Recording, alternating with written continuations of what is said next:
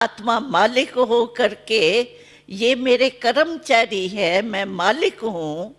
मालिक हो के कर्म इंद्रियों से कर्म करा रही हूँ। मैं कर्म इंद्रियों से न्यारी हूँ और मालिक हूँ। ये स्मृति हमारी कर्म करते हुए जरूर होनी चाहिए। अगर ये स्मृति हमारी नहीं होती है तो नेचुरल है हम कर्म के बंधन में फंस जाते हैं। अच्छा बुरा समझो, किस अच्छा कर्म हुआ, मेरी कोई ने महिमा की तो महिमा के टाइम हम महिमा के रूप में आ जाते हैं। कोई ने गिलानी की तो गिलानी के रूप में आ जाता है। कभी काम करते करते बॉडी कॉन्शियस ज़्यादा होती है ना, सोल कॉन्शियस मालिक हो के कर्म इंद्रियों से नहीं करे, कभी थकावट बहुत हो जाती है, कभी तंग हो जाते हैं, पता नहीं कब तक ये काम पूरा होगा। ये स्टेजेस होती है ना। लेकिन जब हम अपने को कर्मातीत, मैं न्यारी, आत्मा, मालिक, इस कर्म इंद्रियों सहयोगियों से, कर्मचारियों से काम करा रहे, ये अभ्यास हमको हर टाइम स्मृति में रहना चाहिए, तब हम फरिश्ता बन सकते हैं। नहीं तो कोई न कोई व्यर्थ संकल्प का भी बोझ, ये भी बोझ है, और कोई बातों का बोझ नहीं हो, कोई परिस्थितियों का बोझ नहीं हो, ये हो सकता है। लेकिन अगर ये भी थकावट है या हमारे वो जैसे गिलानी की तो उस रूप में आ गए, महिमा की तो उस रूप में आ गए, तो ये भी बोझ है। व्यर्थ संकल्प भी बोझ है। भिन्न भिन्न प्रकार के जो हमारे बोझ है उससे डबल लाइट हमको बनना है। तो ये चेकिंग हमको लगातार चले। अमृत वेला रात्रि के टाइम या 7 बजे शाम को टाइम का फिक्स है हमारा 1 घंटा, उसमें हमारी योग की परसेंटेज बहुत अच्छी हो, और बाकी टाइम जो है वो योग की परसेंटेज अगर हमारी ढीली हो जाती है तो समय पर हम पास नहीं हो सके, क्योंकि हमारी परसेंटेज समझो साधारण है, और अचानक ही कुछ हो जाता है तो साधारण योग से हम नष्टो मोहा स्मृति स्वरूप का पेपर नहीं दे सकेंगे, पास नहीं हो सकेंगे। इसीलिए बाबा कहते हैं निरंतर योगी। ये नहीं कहता है 2 घंटे का योगी या बैठा बैठा योगी नहीं कहा है। बाबा ने अभी लास्ट मुरली में भी कहा चलते फिरते भी योग होना चाहिए। तो वो चलते फिरते कैसे होगा, काम काज तो करना ही पड़ेगा। ऐसे थोड़ी सिर्फ योग में बैठे रहेंगे, क्योंकि हम कोई कर्म सन्यासी तो है ही नहीं, कर्म तो करना ही पड़ेगा। इसीलिए योग की स्टेज अपनी बनानी है, हमको पास होना है, अंत में पेपर दे के पास विद ऑनर होना है।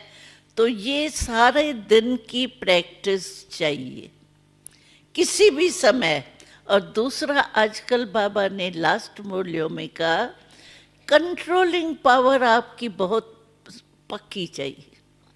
मन है, मन ही आधार है। देखो टेंशन आता है तो भी मन में, योग लगाना है वो भी मन मना भाव है।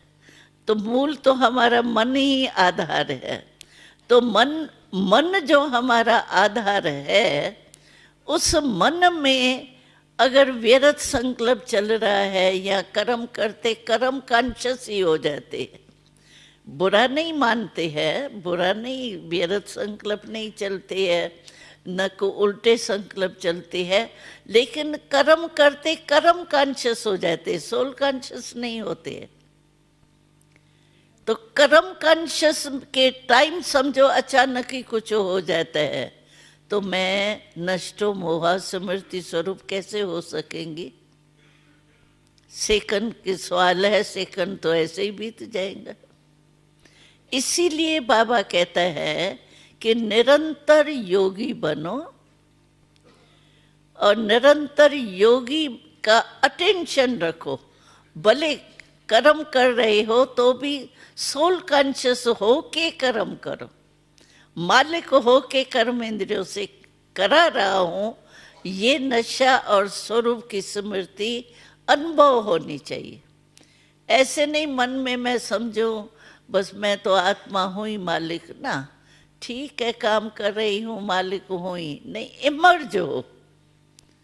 बाबा ने कहा ना, मर्ज रूप में अगर आपका नशा भी है, निश्चय भी है, लेकिन मर्ज है वो ठीक नहीं है, इमर्ज होना चाहिए। क्यों कि हमको अंत के समय हमारा जो पार्ट है वो साक्षात ब्रह्मा बाबा और साक्षात्कार मूर्त होंगे।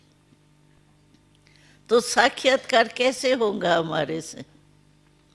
जब हमारे में इमर्ज होगा ना, नशा होगा ना, प्रैक्टिकल हमारे फेस में। बाबा तो आजकल ये भी कहता है कि आपके फेस में कोई देखे तो आपको बॉडी नहीं देखे, लाइट ही लाइट देखे। हमको याद है जब शुरू शुरू में हम लोगों को साक्षात्कार शुरू हुए थे, कराची की बात है, तो बाबा हम लोगों को सीन दिखाते थे। तो अंत में बहुत ही विकारी मनुष्य, धोखे वाले सब आपको पेपर लेने के लिए आएंगे उस समय, क्योंकि उस समय तो बहुत ये हाहाकार होगा ना। तो 4 प्रकार के पेपर बाबा ने कहा था उस समय, इकट्ठे 4 प्रकार के पेपर आने हैं। एक तो माया तो हमारी है ही पुरानी साथी, वो तो भिन्न भिन्न रूप में आती ही है। अच्छा, और प्रकृति, प्रकृति का भी होगा। जैसे अभी देखो एक तरफ सागर, सागर ने इतना किया, अभी तक देखो मौसम ठीक नहीं चल रही है। अभी तक कहाँ, जहाँ नहीं होना चाहिए बारिश वहाँ बारिश हो रही है, जहाँ ओले नहीं पड़ने चाहिए वहाँ ओले पड़ रहे हैं। तो सिर्फ एक सागर के उससे हलचल से अभी तक भी देखो कितना हो रहा है। कहाँ ठंडी नहीं पड़ती थी वो ठंडी, दुबई में कहते कभी भी ऐसे ओले या वो नहीं पड़ते थे, लेकिन अब इन दिनों में भी बारिश पड़ी। देखो प्रकृति कितना वो हो गई। तो उस समय बाबा कहते हैं 5 ही तत्व इकट्ठे काम करेंगे। ये तो एक सागर ने काम किया, लेकिन बाबा स्पष्ट सुना रहा है कि ये होना है पहले से ही। तो बाबा ने कहा एक तो माया, और दूसरी प्रकृति, और तीसरे जो है वो हमारे जो संबंध है ना, समझो आत्माएं, वो दुखी होंगी। दुखी होंगी तो चिल्लाएंगी, दुख की, चलो चिल्लाए नहीं तो उसकी शिकलियाँ आप दुखी, अशांत, खून कहाँ बह रहा है, कहाँ क्या वो चिल्ला रहे हैं, दर्द हो रहा है, चुराओ चुराओ चुराओ। ये संबंध जो है आत्माओं का, मनुष्य आत्माएं, उनकी भी सीन बहुत होंगी खराब, दर्दनाक होंगी।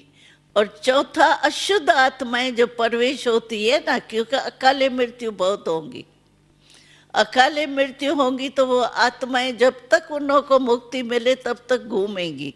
तो अशुद्ध आत्माएं जो होगी वो भी हमारे ऊपर असर नहीं करे। ये चौथी पेपर होगा। 4 बाबा ने सुना दिया है।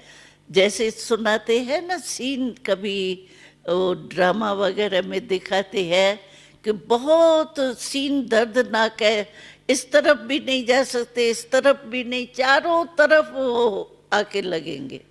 तो आप सोचो उस समय कितनी पावर चाहिए।